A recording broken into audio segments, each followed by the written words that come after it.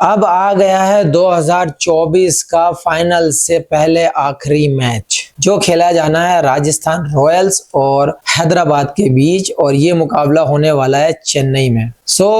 चेन्नई में खेला जाना ये मुकाबला, और दोनों टीमों की अगर हम हालत देखते हैं तो दोनों टीमों ने जो पहले हाफ खेले हैं वो किसी के हाथ नहीं आ रही थी। दोनों टीमें सबसे आगे चल रही थी केकेआर के साथ। पहले टॉप 3 में ये तीन ही टीमें थी, केकेआर, राजस्थान और एसआरएच। लेकिन सेकंड हाफ में जब अगर हम देखते हैं इन दोनों टीमों को, हालांकि क्वालिफाई हुई है, वहां पर एक टीम नंबर 2 पर भी आई है, लेकिन वो परफॉर्म नजर नहीं आया है एसआरएच की। अगर हम बात करते हैं, अगर हम अकेली हैदराबाद की अगर बात करते हैं, जो हैदराबाद शुरू में नजर आई थी वो हैदराबाद लास्ट में नजर नहीं आई है। क्वालिफाई जरूर हुई है दूसरे नंबर पर, लेकिन वो फॉर्म, वो टच सारे बैट्समैन और बॉलर्स में नजर नहीं आया है। तो ये एक चिंता का विषय है, क्योंकि पहले नंबर और दूसरे नंबर का जब मैच हुआ था, यहाँ पर पहला क्वालिफायर जब हुआ था तो केकेआर के अगेंस्ट हुआ था। इन्होंने वो स्टार्ट करना चाहा था, वही माइंडसेट लेकर उतरे थे, लेकिन ये उनके गले पड़ गया था। केकेआर इनको बीट करके फाइनल में चली गई। अब इनको खेलना है आरआर से, जो दूसरे क्वालिफायर में आरसीबी को हरा कर आई है। तो अब राजस्थान बहुत टाइम के बाद ये मैच जीती है, क्योंकि शुरू में इन्होंने जो मैच जीते थे उसी के दम पर ये क्वालिफाई हुए हैं। लास्ट में बहुत सारे मैच भी हार गए हैं, और दोनों टीमें अब उस स्थिति में खड़ी हैं, चाहे आप हैदराबाद की बात करो चाहे आप राजस्थान की बात करो, दोनों टीमों में करो और मरो की स्थिति है। यहाँ पर दोनों टीमें उस स्टेज में खड़ी हैं, एक भी गलती दोनों के लिए भारी पड़ सकती है।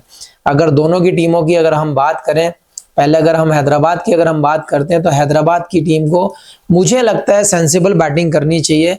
उस अप्रोच से बैटिंग करनी चाहिए कि हम पहले 170 या 80 रन देखते हैं, अगर हमारी पार्टनरशिप लगती है तो हम 200 पार करेंगे, और 200 का टोटल कोई खराब नहीं होता। चेन्नई में अगर 170-80 बनते हैं तो मतलब डिफेंड कर सकते हो, क्योंकि स्लो विकेट है और बहुत तरीके की कंडीशंस आपको सूट करती हैं।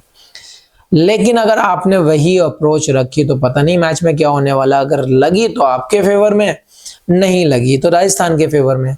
आपको स्मार्टली मूव करने पड़ेंगे, आपको प्लान्स चेंज करने पड़ेंगे, क्योंकि वहां की विकेट आपके विकेट से डिफरेंट है। अगर वही चीज हम राजस्थान की बात करें तो सेम उनके साथ भी वैसा ही है। लेकिन अगर हम उनके ओपनर्स की बात करें तो उनके ओपनर्स का वो माइंडसेट नहीं है जो माइंडसेट हैदराबाद के बैट्समैन में, क्योंकि वो थोड़ा देखकर खेलने वाले हैं, शेप होल्ड करने वाले हैं, आंख घुमाकर घुमाने वाले नहीं हैं। तो मेरे हिसाब से अगर देखना ये होगा कि दोनों टीमें क्या प्लान तैयार करती हैं और एक दूसरे के खिलाफ कैसे एग्जीक्यूट करती हैं। तो ये बहुत इंपॉर्टेंट पॉइंट रहेगा कि चेन्नई में आप क्या प्लान करके आते हो, और आपका प्लान, एक टीम का प्लान दूसरी टीम के अगेंस्ट कैसा रहेगा, या आपने कितना एग्जीक्यूट किया। देखिए, अब आप उस पड़ाव पर हो जिस पड़ाव में एक गलती आपको भारी पड़ेगी। कैच पूरे सीजन छूटे, सारी टीमों से छूटे, एक कैच भारी पड़ सकता है यहाँ पे। अगर यहाँ पर छोड़ा तो आपको पूरी तैयारी से पूरी स्टडी करके आना पड़ेगा हर बैट्समैन के बारे में और हर बॉलर के बारे में। अगर बॉलिंग की अगर हम बात करें तो राजस्थान की बॉलिंग भी एकदम फिट बैठी है और हैदराबाद की बॉलिंग भी एकदम फ्लो में बैठी हुई है। अगर दोनों बॉलिंग की अगर हम बात करते हैं तो मुझे लगता है कि बॉलिंग की तरफ से एक्सपीरियंस जो ज्यादा रखा है वो राजस्थान के पास रखा है, क्योंकि दोनों स्पिनर्स उनके सॉलिड चल रहे हैं, उनके जो फास्ट बॉलर हैं वो भी अपनी फॉर्म में बरकरार हैं। वहां पर ट्रेंट बोल्ट तो अपना ट्रेंड अलग ही लेकर चल रहे हैं, तो उससे बच के रहना अगर फाइनल खेलना है तो दोनों तरफ से घमासान तो होने वाला है इस मैच में। और मैं ये कहता हूं कि ये मैच टूर्नामेंट के कुछ ही गिने चुने मैचों में होने वाला है। बहुत अच्छा मैच होने वाला है, ये देखते जरूर रहिएगा और अपने अपने आइडियाज जरूर दीजिएगा कि इस मैच में इस मैच में कौन सी टीम को क्या करना चाहिए।